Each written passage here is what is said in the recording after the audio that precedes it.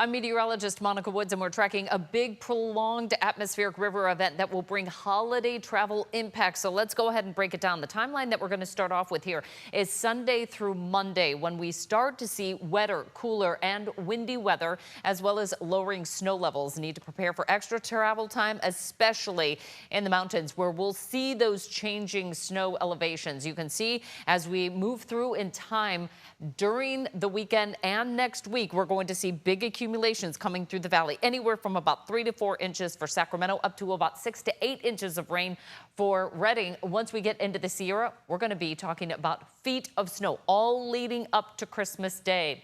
Statewide precipitation, it has been a fairly decent start to the water year. We hit a big dry spell here throughout December, and that means we're starting to see some of those deficits grow throughout Northern California. Southern California looking pretty good, but we really need the snowpack at this point in the year. I want to go ahead and show you all these red dots in and around the Tahoe Basin. Those are indicating not only really low snowpack, but in some places historic lows. One site that we were looking at was the Central Sierra Snow Lab, where we saw virtually no snowpack on the ground there. We need the snow. That's the bottom line. Futurecast indicating not much coming in over the next 24 hours. Not until Friday during the day do we start to see that rain band picking up. But you'll also notice it's mostly rain in the Sierra, except for some of the highest points there in the Central Sierra, in and around Yosemite. That's good news, but then we get rain right after it. So it's a really short window that we have some of the cooler air coming in on the short-term forecast.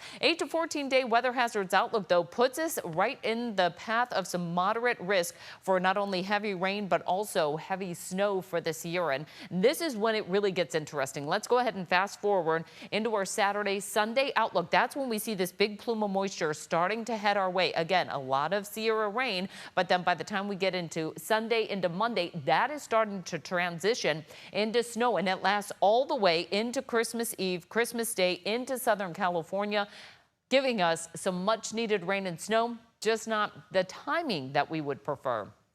Highs for our Thursday in the 50s for the Sierra, 50s and 60s throughout the foothills. This is going to be a really good day to clean out the storm drains, get ready with all the mountain travel needs in the car if you plan to head up into the high country, as we'll be seeing highs in the 50s and 60s. Down low throughout the valley, we finally scoured out that fog and looking at a mix of sun and clouds with highs in the 50s. Central coast, we're still dry through much of our Thursday, but then we're going to bring in the rain by the time we get into our Friday forecast, especially through the Bay Area with temperatures in the 50s and 60s.